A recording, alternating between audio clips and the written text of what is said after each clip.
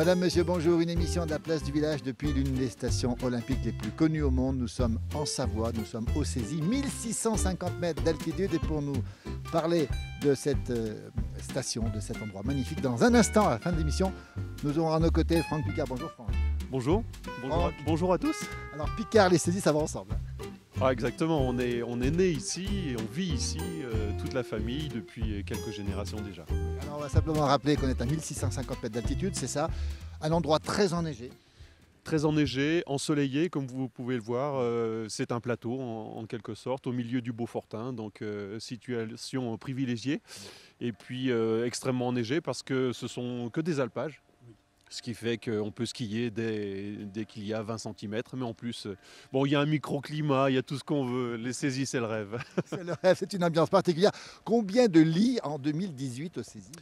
Alors 17 000 à peu près. 17 000 lits construits pour certains très récemment et puis d'autres depuis la création de la station en 1963. Alors on n'en dit pas plus. On retrouvera bien sûr Franck Picard qui vient de sortir un livre incroyablement intéressant, ces petites chroniques d'un champion olympique. Moi j'aurais dit Franck, petite chronique d'un grand champion. Oui mais bon, faut rester modeste. Hein. Il est modeste. Franck Picard, c'est une médaille d'or, une médaille d'argent, une médaille de bronze. On en reparlera. On est devant le Calgary pour débuter. Calgary, ça vous dit quelque chose? 21 février 1988, médaille d'or en Super G. On n'en dit pas plus pour l'instant. Les Césis, comme si vous y étiez, 12 décembre 2018, moins 10, moins 12 ce matin, moins 8. Oui, il fait un petit peu frais quand même. Ouais. Et puis, moins 12 avec 60 cm de neige, c'est parfait. Voilà, pour les Picards, il commence à faire frais au-dessous de moins 10. Derrière la caméra, c'est James Pim. On est parti. On retrouvera bien sûr Franck qui aura une petite surprise, parce qu'on aura aussi René avec nous à la fin de l'émission tout à l'heure. Restez bien.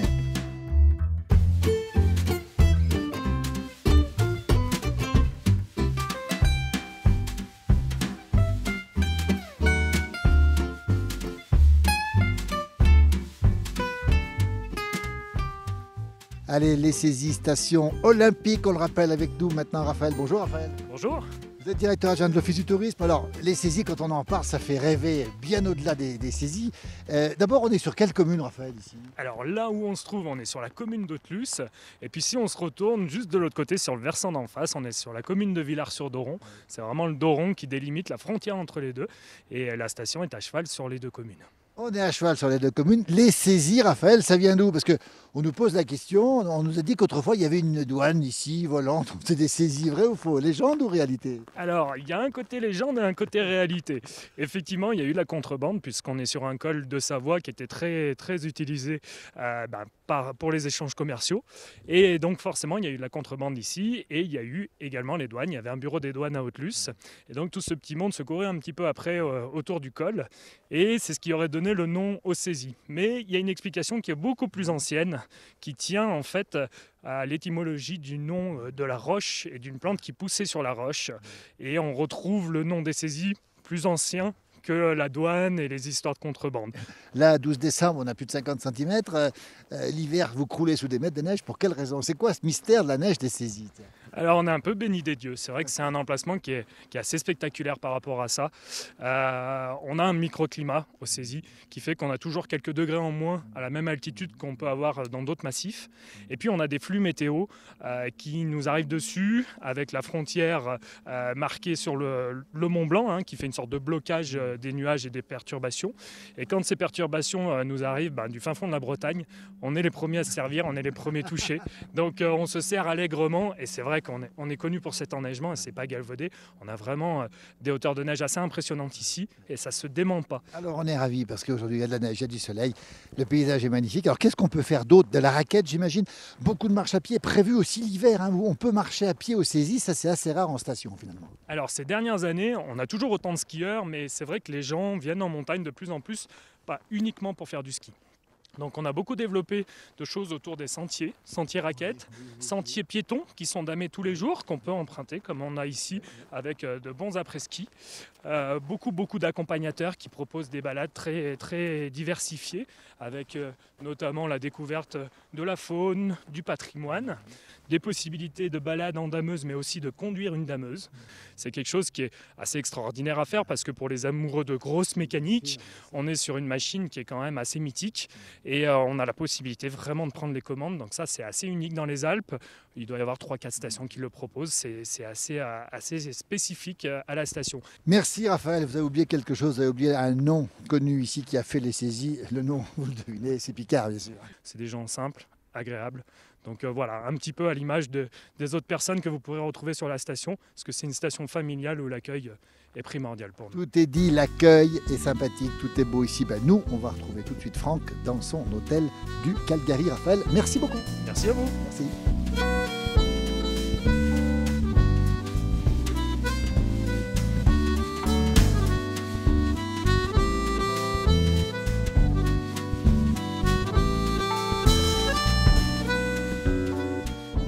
Allez, on se retrouve bien au chaud maintenant à l'intérieur d'un des hôtels les plus connus des saisies, le Calgary. C'est pas par hasard si Franck Picard est à mes côtés. Rebonjour Franck. Rebonjour, bonjour à tous. Le Calgary, c'était le 21 février 1988, je ne me trompe pas.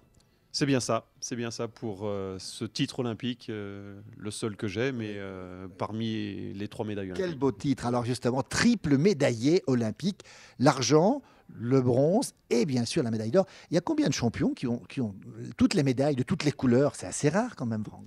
Alors, je sais pas du tout. Je sais pas s'il y a un club qui existe avec les 3 couleurs. En tout cas, je suis extrêmement satisfait de ça parce que justement, d'abord, c'est pas un exploit à un moment donné.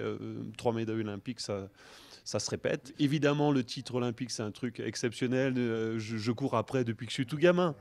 Mais la médaille d'argent à Albertville a eu une saveur extrêmement particulière. On va en dire 2 mots parce qu'on va le dire, Franck. 5 centièmes, c'est 30 cm à 95 km/h. Mais Franck, des regrets quand même, malgré tout, obligatoire. Aujourd'hui, oui, de plus en plus, oui. parce qu'on oublie le contexte. Oui, on oublie que 3 semaines avant, j'étais à 6 secondes des meilleurs. Je pensais même pas être capable de courir les Jeux Olympiques. Et puis ça a été une résurrection, quasiment, un miracle, s'il y en a qui sont croyants.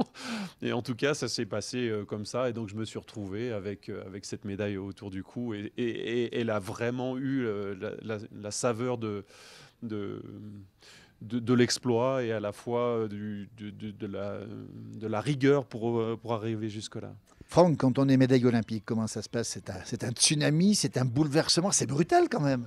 C'est assez brutal puisque la médaille d'or, on court après depuis qu'on est tout gamin et puis là elle arrive, donc forcément ça change. Mais enfin, d'un autre côté, on s'y attend. On sait que c'est un événement mondial, donc il va falloir réagir. Pour moi, en fait, le plus difficile, ça a été de tenir jusqu'à Albertville. Parce que là, j'étais le seul médaillé de Calgary, toutes disciplines confondues, et puis j'étais pas vraiment prêt pour affronter les Jeux en France, etc. J'avais certainement pas la carrure qu'il fallait pour tenir ce moment-là, et donc ça a été un moment de souffrance quasiment pendant ces 4 années, le temps de tenir jusqu'à Albertville. Ça a été très très difficile, mais bon. Après, si on ne veut pas être champion olympique, ça a ses inconvénients. Sinon, on ne peut pas être champion olympique et ermite. Voilà. Donc, c'est pas facile.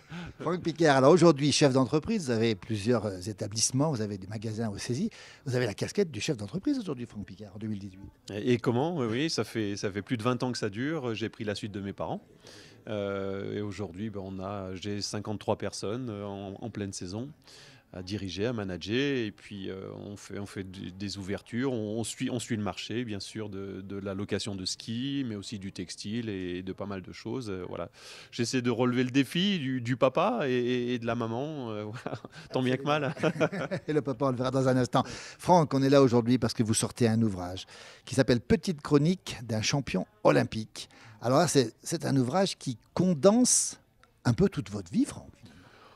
Oh, c'est un bien grand mot. C'est né en fait d'une rencontre avec l'écriture, d'abord sur Facebook, puisque je ne sais pas pourquoi, il y a quelques années, je me suis mis à raconter mes exploits en ski de fond, enfin mes exploits, mes pérégrinations sur le monde de la longue distance. Et puis, ça a eu un certain succès. Et puis beaucoup de mes amis m'ont dit « mais tu devrais publier ». Et donc, au bout de 4 ans, je me suis dit, allez, on se jette à l'eau. Donc, j'ai appelé Guillaume, là, qui est l'éditeur également du bouquin de mon papa. Les passionnés de bouquins, on le rappelle, une belle maison d'édition. Et donc, il est tout frais, il vient de sortir. Alors, c'est très intéressant parce qu'il y a plusieurs parties. D'abord, un peu votre enfance, on peut le dire. Bon, quelques souvenirs d'enfance, oui, des souvenirs qui m'ont marqué, des choses qui sont, voilà, que j'aime bien raconter parce que c'est de belles histoires et puis surtout, ça reflète un peu l'état d'esprit de l'époque. Après, il y a toute une partie sur le ski alpin, parce que c'est quand même ce qui m'a fait et ce qui m'a formé, avec des chroniques sur les jeux, sur les stations avec qui j'ai des affinités particulières, comme Valloire, comme Val d'Isère, etc. Et puis après, il y a la partie de ski de fond, vous y couperez pas, je suis désolé. Il est fondu de ski de fond maintenant. Ouais, c'est ce qui me fait rire aujourd'hui, c'est ce qui me passionne parce que j'y rencontre des gens extraordinaires, vraiment. Et puis c'est un sport non moins extraordinaire pour avoir l'endurance, pour avoir la forme, pour passer un bon moment dans la nature. Vous auriez pu être champion olympique de ski de fond, Franck Piccard. Ah non, non, non, non, non, non, non. À l'époque, j'étais beaucoup trop impatient. Et puis, ma première passion, c'est le ski alpin. C'est la glisse sans effort, c'est quand même mieux. Alors, vous retrouvez tout là-dedans. On rappelle aussi, et les souvenirs d'enfance, moi, ce qui m'a plu, c'est la dictée, par exemple. On n'en dira pas plus. Et puis, comment René, le papa René, allait se garer à la messe le dimanche. Alors, ça, c'est vraiment des pages d'anthologie qu'il faut absolument lire. On retrouve, bien sûr, la partie, vous l'avez dit, ski alpin, ski de fond. Et puis un engagement qu'on connaît peu chez vous. Quand vous allez en montagne, vous ramassez tous les petits papiers qui traînent. L'écologie, ça vous parle en pratique. Moi, j'en fais un jeu. C'est-à-dire que quand je me balade, que ce soit en ski de fond ou à pied ou en course à pied, je ramasse. Voilà. Et puis après, je crée des petites histoires avec les objets que je ramasse. Je me dis, tiens, d'où elle vient cette canette? Qu'est-ce qui s'est passé? Comment elle a atterri là? Et puis voilà, on commence à délirer. Et puis ça me permet à la fois de faire passer la sauvegarde de l'environnement et notamment de la montagne. C'est super important pour moi. Et puis en même temps de traduire un petit peu mon état d'esprit par rapport à ça. Mais l'écologie, c'est quelque chose qui m'a toujours attiré depuis tout gamin. J'adore planter des arbres. Voilà, c'est certainement quelque chose que je garde en moi, que j'ai peu exprimé. Et puis là, il y a quelques histoires là-dessus. Voilà. Alors, il y en a une qui m'a beaucoup plu, on n'en dit pas plus, c'est la rupture. Vous racontez une histoire extraordinaire de rupture. On ne dira pas avec qui, il faut lire le bouquin. C'est fabuleux, c'était sur Facebook. On prend beaucoup de plaisir à le retrouver, Franck Piccard. Alors, dire aussi que ça s'appelle les éditions Les Passionnés du bouquin, qu'on le trouve à peu près partout. Et puis moi, j'ai envie de vous renvoyer à votre page Facebook. Alors, attention, c'est la page Piccard Sport, c'est ça? C'est la page Piccard Sport, mais sport sans S. Sport sans S. Oui, c'est une petite subtilité, mais Piccard Sport avec un S, c'est pour le magasin. Et sans S, c'était pour moi. À l'origine, c'est ma fille qui a créé ce pseudo. Je voulais pas me mettre sur Facebook parce que j'aimais pas trop. Et puis je me disais, c'est pas très intéressant. Et puis finalement, donc elle a dit, je mets Piccard Sport sans S. Et puis comme ça, tout le monde, au bout d'un moment, saura que c'est toi. Et effectivement, aujourd'hui, Piccard Sport, c'est moi. Allez, c'est à lire, ça se lit facilement. C'est des chroniques et c'est très, très bien écrit. On a dû vous le dire. Vous avez écrit souvent pour le Dauphiné Libéré, entre autres. Oui, c'est mes premières rubriques, c'est celle-ci. C'est-à-dire que en 98, j'écrivais pour le Dauphiné Libéré depuis les Jeux Olympiques de Nagano. Et puis après, c'est une expérience que j'ai recommencée en 2006 à Turin, toujours pour le Dauphiné. Et puis cet hiver, l'occasion s'est représentée. Ça s'est fait pour Ski Chrono, avec un partage qui était vraiment extraordinaire, puisque là, c'était sur un format digital, alors qu'avant, c'était format papier. Et donc, le format digital amène une interaction. Et les gens réagissaient par rapport à ce que j'écrivais. J'ai vraiment beaucoup, beaucoup apprécié. Donc voilà. Et à la suite de ça, je me suis dit, je me lance pour ce bouquin. Très bien écrit, on l'a dit. À quand un roman, Franck Piccard? Bon, c'est déjà un roman. Hein. C'est déjà très, très romancé. Mais un nouveau roman, c'est envisageable ou pas? Ouais, je sais pas, je vais voir déjà comment est accueilli ce bouquin. Voilà. C'est vrai que les gens de Facebook me connaissent, donc ils vont retrouver là-dedans beaucoup de titres que j'ai déjà évoqués. Mais les autres, ceux qui ne me connaissent pas, j'espère que voilà, ils en feront bon usage. Allez, ça s'appelle Petite chronique d'un champion olympique, c'est écrit par Franck Picard.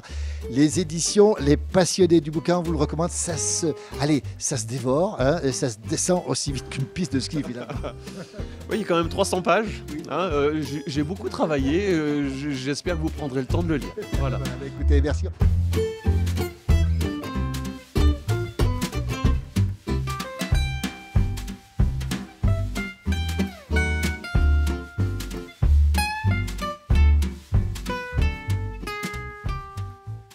Ce matin? Ouais, ça va, il y a le soleil, il y a de la neige, il y a du boulot, il ne faut pas se plaindre. On vous voit ici, vous êtes concentré sur la machine quand même. Ah oui, il faut, hein, pour regarder ce qui se passe. Quand ça neige, vous êtes content vous? Oui, il faut que les saisons se fassent. Absolument, donc 12 décembre, ça veut dire que c'est bien pour l'hiver qui arrive? Ça va faire une bonne saison, un bon Noël, tout le monde va être content. Donc combien de temps il faut pour déneiger tout l'espace ici?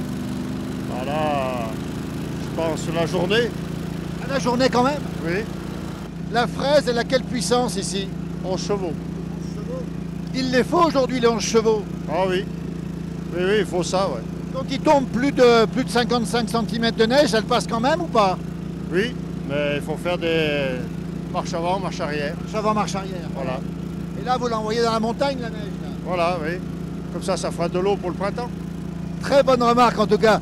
On vous laisse Patrick, merci pour ce témoignage en tout cas. Voilà, le paysage est magnifique, on voit derrière nous le ciel bleu, le soleil. Il vous manque quoi là? Pas grand chose?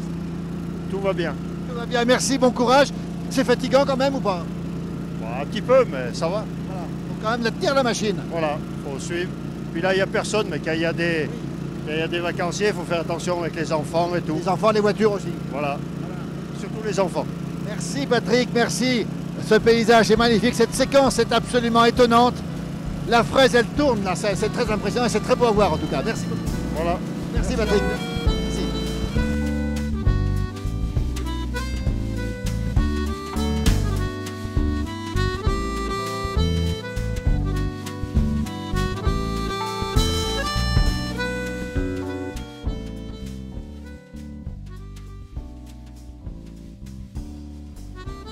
Allez, on retrouve René maintenant sur cette terrasse avec une vue exceptionnelle sur les saisies. Bonjour René.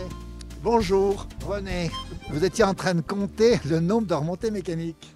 Oui, j'étais en train de, depuis là-bas jusque là-haut au sommet, j'en vois 7. Alors c'est pas ça, c'est que vous avez vu construire toutes les saisies vous, depuis le début.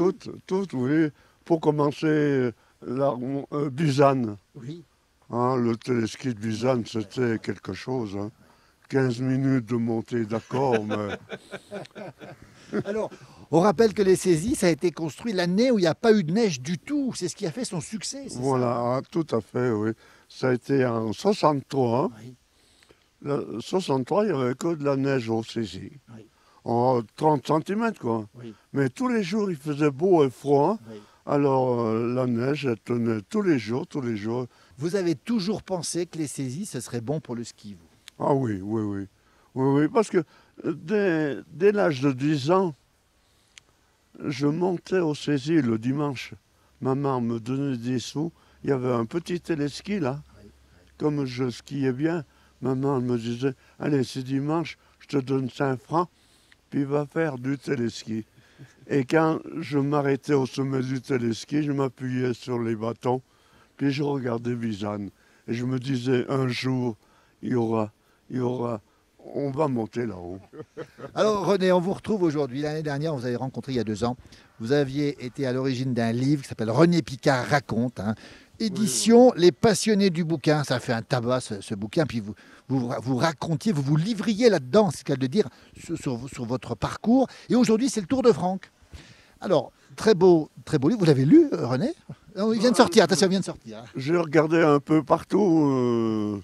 J'ai tout regardé, mais j'ai pas tout lu dans le fond, quoi. Oui. Il vient seulement de me l'offrir quoi, il y a 2-3 jours. Alors. Je ne peux pas déjà feuilleter 400 pages. Il ne vous l'a pas fait lire avant? Non. Un jour, il est arrivé là, chez moi. Ah bon? Tiens, regarde ça. Oh là là, j'ai dit, Franck, ça c'est bien. Ça c'est bien. Alors justement, aujourd'hui, ce livre qui vient de sortir, c'est aussi une manière de résumer les temps forts de la vie de Franck. Son enfance, alors il raconte des choses étonnantes. René, on ne va pas tout dire. Quand vous alliez à la messe, vous aviez une place, la place pour la voiture. Ah oui, bien sûr. Ah mais c'était bien. C'était bien organisé. Oui. C'était la tradition d'aller dimanche à la messe. Oui. Puis c'est tout. Oui. Alors justement, l'église de Cézy, c'est un petit peu vous qui êtes à l'origine. Oui. C'est parti de loin, ça. C'est parti de loin. Mais il faut que je le raconte.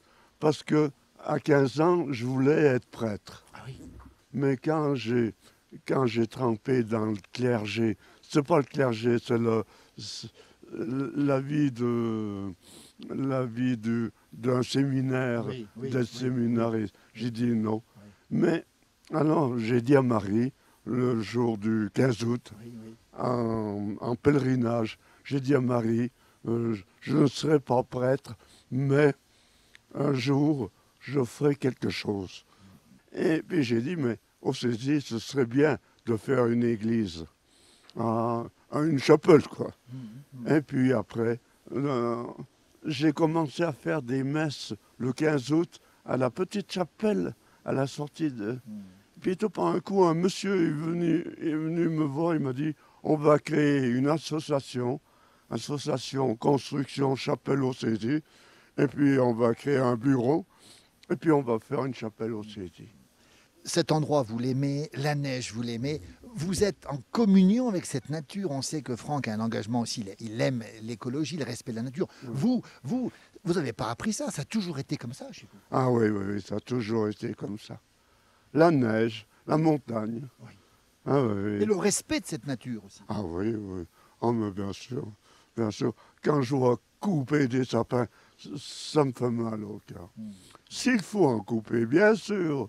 Nous, autrefois, on se chauffait au bois, on couvrait les toitures en bois. Il fallait. Mais quand je vois maintenant, on coupe, un arbre, c'est vivant un arbre. Quand on le coupe, il pleure. Pourquoi couper, mais bon sang? Enfin, quand je vois les sapins abattus, je dis, mais bon sang, vous ne pouvez pas les laisser tranquilles, ces sapins. René Picard, dans 50 ans, c'est assez loin quand même, comment vous rêvez la station des Cézy? Vous la voulez comment, vous? Qu'ils arrêtent de construire et de couper des sapins. Voilà qui est clair au moins. René Picard, on rappelle, René Picard raconte, c'est Patrick Jagou qui l'a écrit, édition Les Passionnés de bouquins. C'est sorti il y a 2 ans, mais ça se trouve encore en vente, hein, Franck. On peut le trouver aussi, le bouquin du papa. Ah, mais bien sûr. Il n'y a pas de concurrence. Hein. Non, au contraire, c'est assez complémentaire. Et surtout, Patrick a très bien transcrit ce que raconte papa. Et c'est vraiment un très beau boulot qu'il a fait. Et puis, alors, bien sûr, on rappelle, pour finir cette émission, Franck Picard, petite chronique d'un champion olympique, édition Les Passionnés de bouquins. On salue d'ailleurs l'éditeur Guillaume de Huffredi à Lyon qui fait un travail énorme, avec beaucoup de sens dans ce qu'il donne. Plein de choses, on n'en dit pas plus. Allez découvrir les chroniques, c'est le cadeau idéal, parce que ça se lit, alors une petite chronique par soir, on en a pour... Ouais, il y en a quelques histoires quand même. Hein, ouais. Non, mais c'est bien, ça se lit relativement facilement. C'est un format qui était adapté d'abord pour Facebook et ensuite pour un bouquin. Donc non, c'est un peu intellectualisé à un certain moment, mais c'est pas, enfin, tout se passe bien. Alors c'est très bien écrit, puis c'est plein d'humour, Franck. Merci. Il faut ça, oui. Voilà. Après, c'est vrai qu'on a son style, on a sa façon d'être, et ça a été une découverte pour moi de savoir, de me sentir capable d'écrire un bouquin. C'est vraiment génial. Voilà. Allez, il y en a 2. Le 3e, c'est pour quand, René? Il y en aura un 3e ou pas? Oh oui. C'est ça, René Picard. C'est comme ça qu'on l'aime. On le retrouvera dans cette émission. Franck, un grand merci. Bravo. Rappelle le bouquin encore. Franck Picard, petite chronique d'un champion olympique. Et puis bravo, René. Merci. Derrière la caméra, c'est James Pim. On vous souhaite plein de bonheur à tous les deux encore et merci pour ces cadeaux que vous nous offrez. Merci Franck. Merci à vous d'être passé ici au Saisi pour nous voir. Puis ça me fait très plaisir de discuter, d'entendre papa. À chaque fois, il a des nouvelles histoires, il est intarissable. Merci René. Merci à vous. Merci.